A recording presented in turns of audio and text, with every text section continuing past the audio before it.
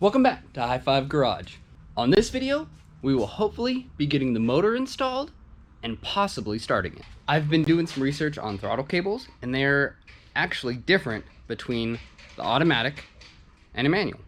That rod that comes off the shifter on the transmission, I'm pretty sure it's the kickdown. So the bracket that comes off of here that goes to the transmission that shifts it has a little eyelet, a little ball, and that is the throttle cable. It actually goes to the front of the vehicle. That is what connects to the pedal. From here, this is supposed to go to the throttle body on a fuel injection setup with injectors, ECU, all that stuff. I think that lever is what gives it the kickdown. When it's a full throttle, that lever kicks down and does something in the transmission, and that's how it works. Now this bus is no longer throttle body, fuel injected, all that stuff. It is carbureted, so they had this kind of rigged, and I want to make it a lot better. Normally this piece right here would go to the throttle body, and this piece actually threads into the end of this piece, so when the throttle gets pulled, the lever gets moved, this gets pulled, throttle gets moved. But if you know the difference between where a throttle body would sit and where the carburetor sits, they're not even close. So I think I'm gonna make an adapter off of this or off of something else that threads into the end of this, because you can see it snapped off. That's what used to connect, was this piece. If I can make an adapter that goes to almost like a throttle cable, I've got so many of these cables, I can probably make one work, and then that will attach to the carburetor. Should work great. First step, I made a little grommet out of some tape. I tried some rubber, I tried some plastic, but this was the only thing that really worked. Greased it, because I think this rod is supposed to be able to move. I was gonna weld this, and then I realized the rod probably needs to move. So there's that, a little bit of grease. Now we're gonna put it on. So right away, you can see that this rod kind of curves down, and it makes sense because the throttle body normally sits somewhere right here, but the carb, try to get over here so it curves down. The carb sits somewhere-ish, I don't know, right here. So we should just curve that straight, and then it'll make sense to go straight to the carb. Now you can see it points pretty straight, so that should be a lot better to go to the carb. So now I need to make an adapter from that, which has a threaded end, to a cable that can go to the carburetor. So the plan is, I found this cable, it was in the bus. Don't know what it goes to, it doesn't matter. But it has this nice end that you can put a bolt through, a pin through, whatever. I cut this piece out, drilled a perfect hole so there's no slop. So it's just a piece of metal I cut out with a hole, rounded it off so it doesn't hit anything. You tighten this just enough so that it's loose. I used a nylon washer so that it doesn't come loose. And then all I have to do is weld on a bolt that threads into that piece. And then when it comes time to putting this on the carburetor, I just trim it where I want it, maybe a little bit longer, so just in case. But then you can also adjust it with this bolt, and then tighten it with the nut on the other side. It'll have adjustment, which will work perfect. So I just need to weld that onto it, and it'll work perfect.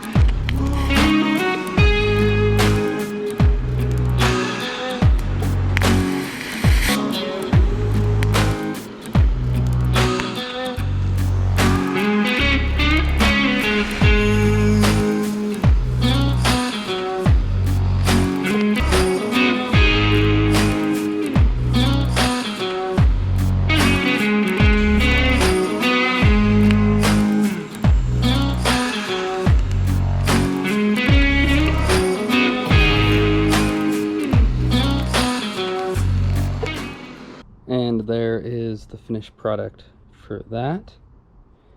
Should be pretty strong. Got this nut on here to lock it once you tighten it in. You tighten that up against the actual rod that's in there, and then it won't spin, even though it shouldn't anyway. That is with it installed.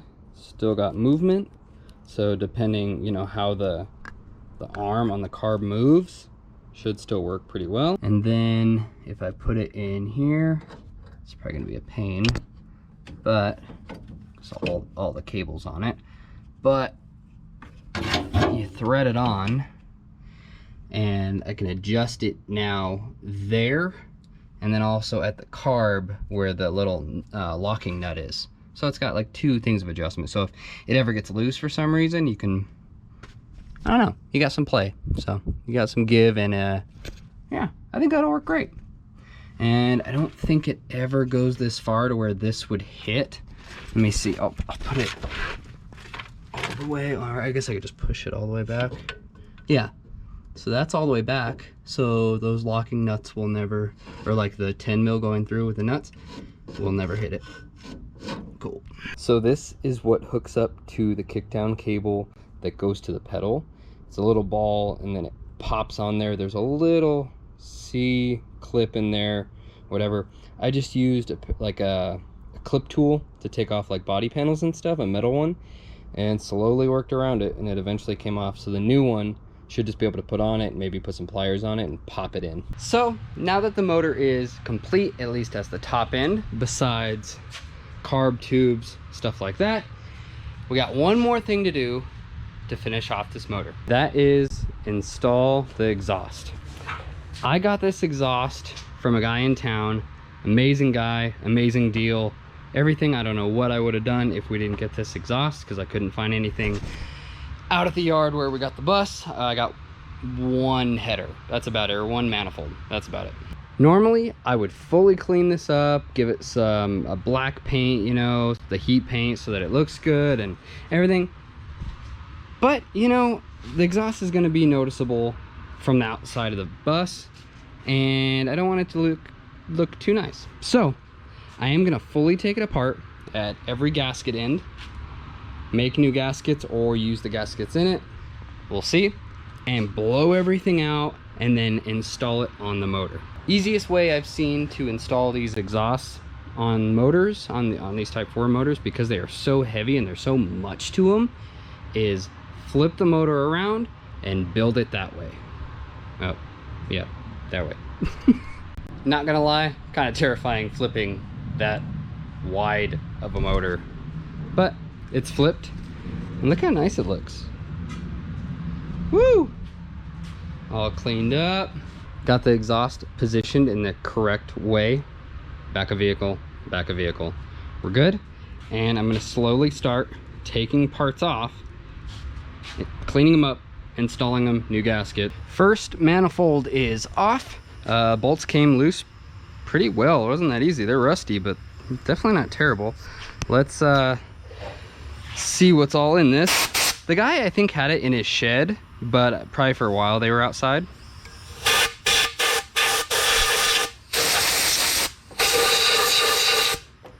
Definitely thought it was going to be worse than that, so that's surprising. From here on the manifolds, all I'm going to be doing is cleaning up the gasket surface, cleaning up where the nuts go, and cleaning up where the copper washers sit.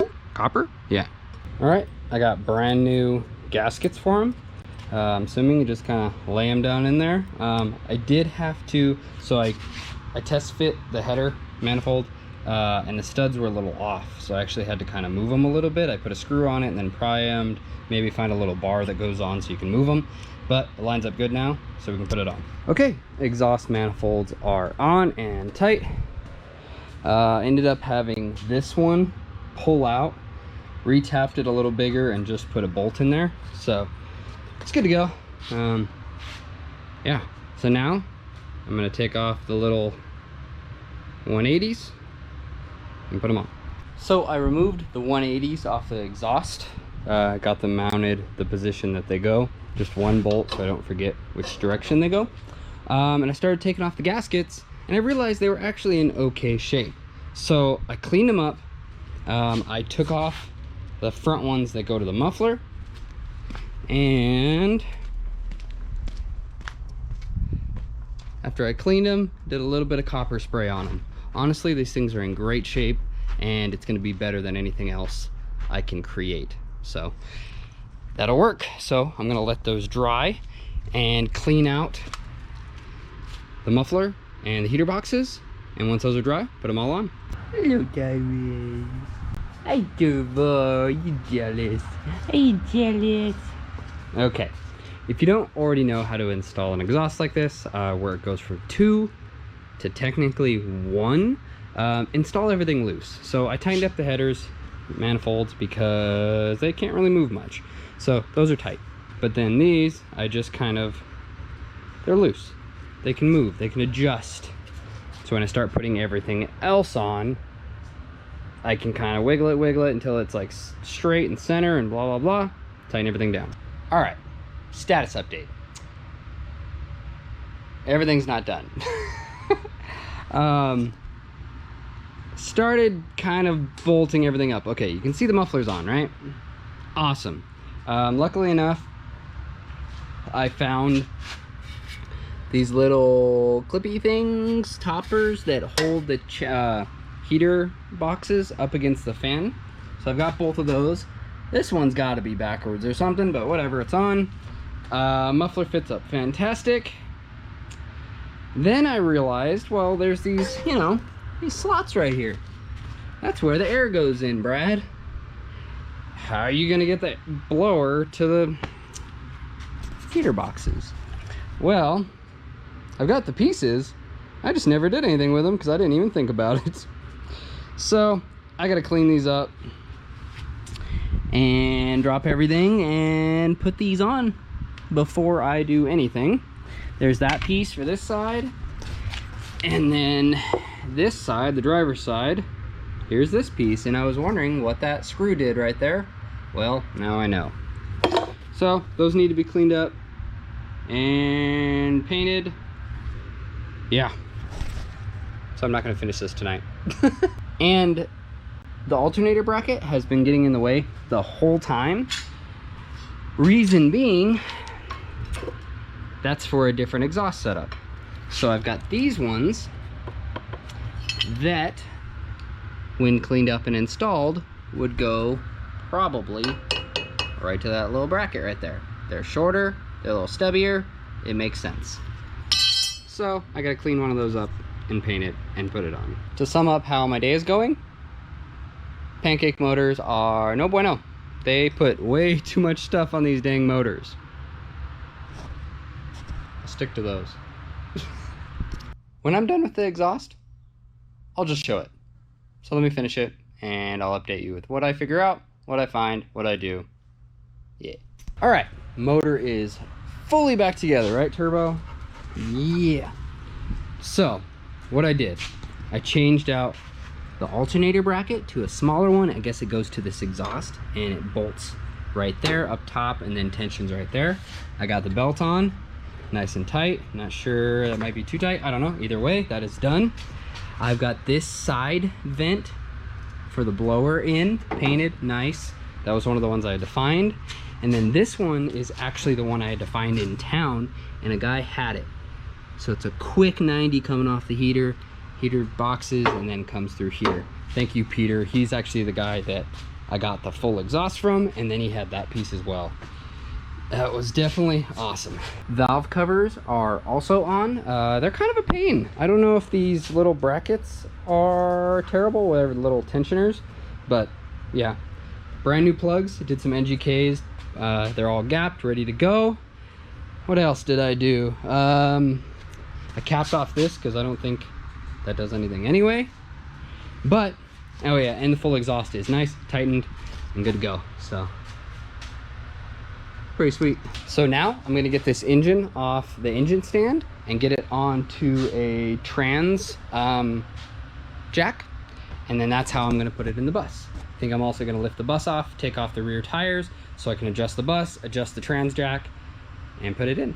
Motor is off the engine stand and onto a trans jack. So what I gotta do, of course, disconnect it from the hoist, take off the adapter for the engine hoist. I'm gonna measure, you know, how high it is to get that underneath, and whether that, it's probably gonna be lifting the bus, and then I'm probably gonna drop the bus on it once it's underneath. But I need to put the torque converter in first. I was gonna bolt the torque converter onto the motor and then slap it in, but I don't think there would be enough room to put the motor in. So that's gotta go on first, then bolt it in through this hole. So that's the plan. I decided for my own good, I probably should stay out of this 100 plus degree heat. So I put some air in the tires, and we're just gonna push it to the start of the shop, which obviously cold concrete. I got some air back there, so much better. So just gonna push it back, put the motor in here. Got the bus pushed inside. Looks pretty cool in here. And we got the motor rolled up to it. You can see we do need to lift the bus a little bit, so I'm gonna get some jacks on both sides, lift it up, and then, but I think once the motor is in the engine bay, you can see it only needs to go up, I don't know, like 5 inches, 8 inches. So this should go pretty easy. All right, let's put this motor in. I got it jacked up. I'm gonna pull these off before I forget. Come off. Damn it. Okay.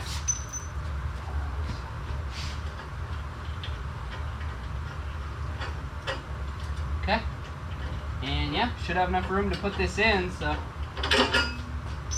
we're in.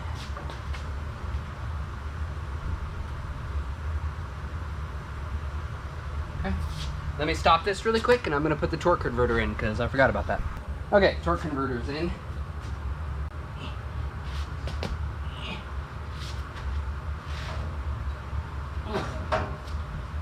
Just clears. Okay.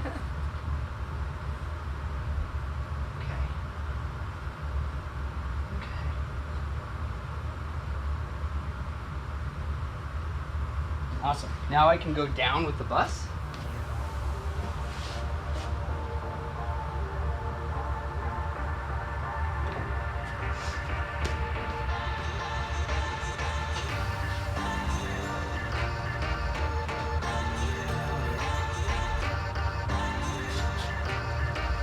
Looks good so far.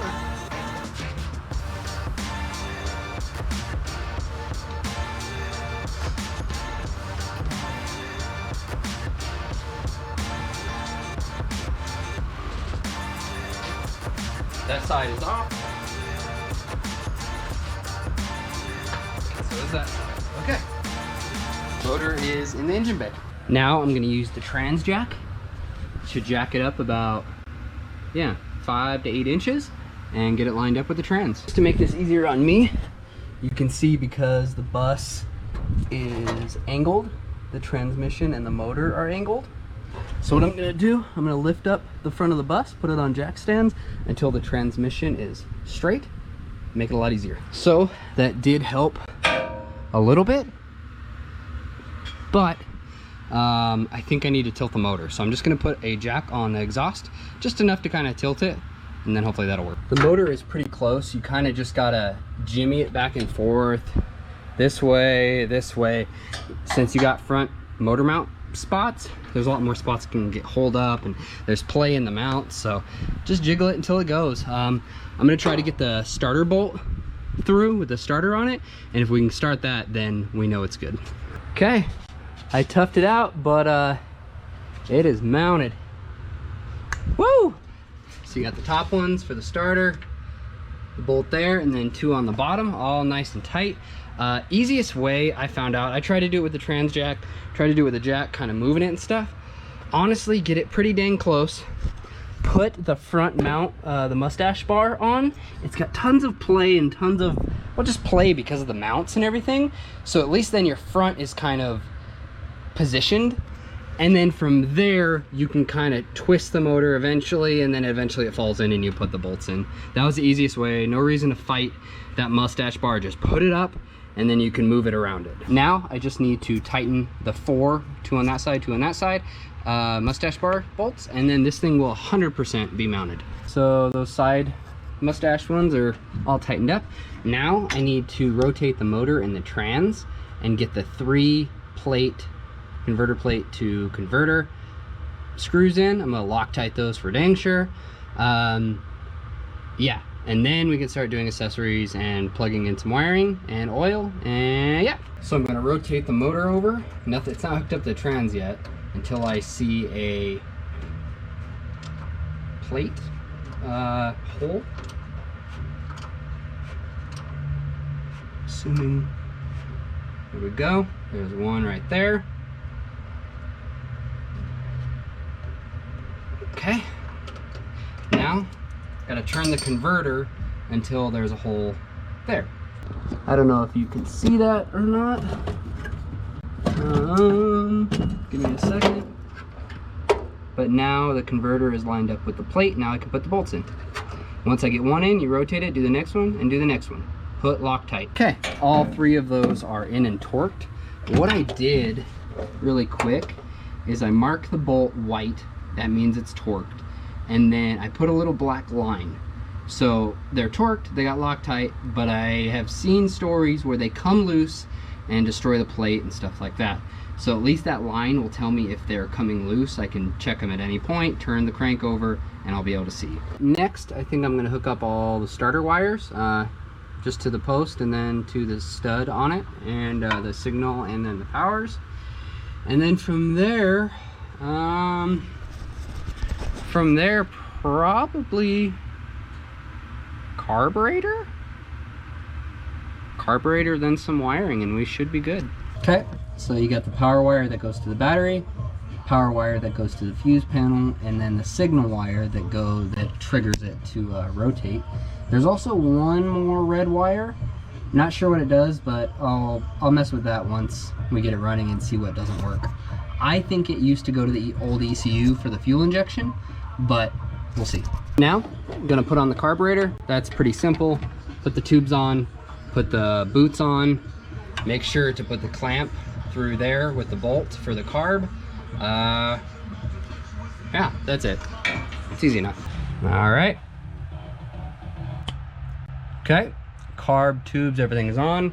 Unfortunately, I could not use the new boots. They're not long enough. That's just for dual port, like bug. But they look like they were gonna work. They are the correct size, but yeah, they didn't work. So I used the old ones from the 2.0 motor, and they're fine. If I'm worried, I'll get new ones, but they're fine. Okay, from here, I need to cap off the back of the intake. That goes to the brake booster, but I will deal with that later once we get it driving. Spark plug wires need to go on, coil needs to be hooked up, oil pressure needs to be hooked up, alternator needs to be hooked up,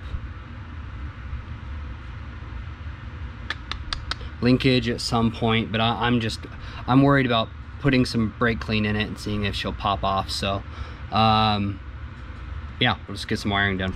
All right, everything is hooked up that I think needs to be hooked up. One of these I think is a coil wire. This wire over here is for the fuel pump, which we don't need yet. Brake booster's not hooked up yet because who cares. It's capped off on the back. And then we got a couple wires over here, but I do have the voltage regulator plugged in, as well as the alternator on the starter. So should be ready. I'm going to put some oil in it, and we're gonna crank it over and see what happens. So gonna put some garbage oil in it, just whatever, new oil, but just not the best or correct. And then once we break it in, I'll switch it out. That ain't gonna work.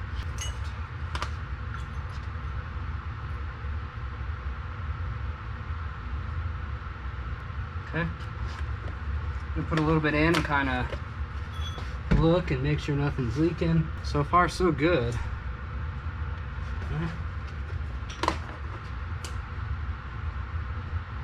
Okay. Technically that should be close. I will check the dipstick. All right, let's see if it cranks. I'm not nervous, but Wet dog. Wet dog. let me make sure. Park. Should be in park. Okay. Oh. Gotta look up the battery. I knew I was forgetting something. I was like, why is there literally nothing?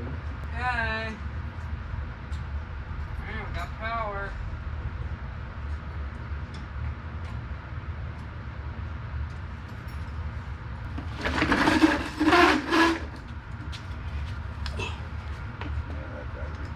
It's had a hard look, okay? Engine start.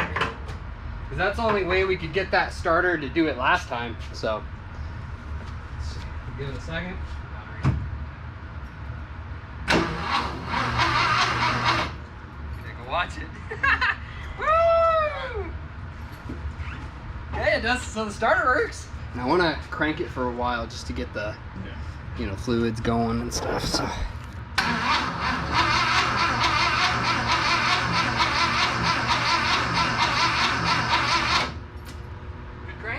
Yeah. Everything's turning? Yep. Okay. Alright, so that's a good sign. Crank's over. Battery's toast. I just need to get a new battery. But I checked for power here when the ignition is on. That works. So now the coil should have power. The only other thing would be to check for spark. And I think I'm gonna take one of the wires off, hook up a spark plug, and see if we get spark. Hopefully this will work. I got a spark plug right here on a wire. Everything's hooked up, and I'm gonna crank it and see if we get spark. Let's try it again. It's right there. A little bit darker.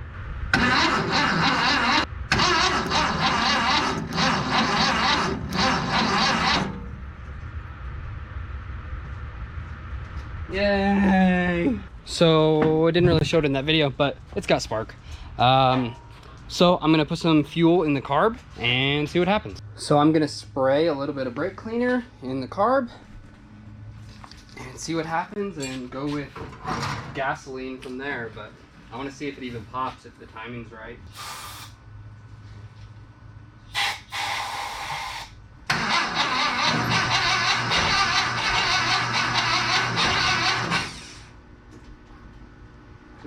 Seemed like it wanted to do something.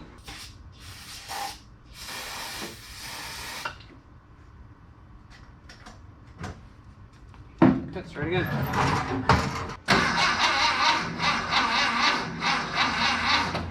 Screw it, we'll just go straight to gasoline.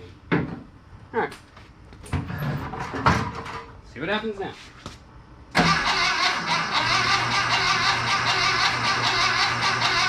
So I'm gonna guess timing's out, I would assume. So I can get it to pop and bang. This is hours later. It's dark, it's late. I get it, it's popping and banging. I've tried, I swear, every combination of distributor which way. There's like one spot in the distributor that it gets caught on the tin. And if that's the one spot that it needs to fire, I'll be very surprised. I'm gonna do some research on timing and then try it again tomorrow, because it's getting late and it's popping and banging, and yeah, so see you tomorrow. All right, it's the next day. I finally got it to fire over. I was doing timing, I was doing valves, I was doing this, I was doing that, changed distributors, condensers. And what I ended up having to go on a lot of 914 posts. But I think what ended up being the issue was the drive gear was installed incorrectly. Not my problem. It was just installed correctly. So I took it out, realigned it straight and then 12 degrees, and then it fired. So I'll give you a quick clip, but I need to hook up that fuel pump, put some fuel in it, so the bowl and everything works, and then we'll get it running. Still putting a little bit of fuel in the carb because I haven't hooked up fuel yet, but this is what I got. And the timing still might be off a little bit, but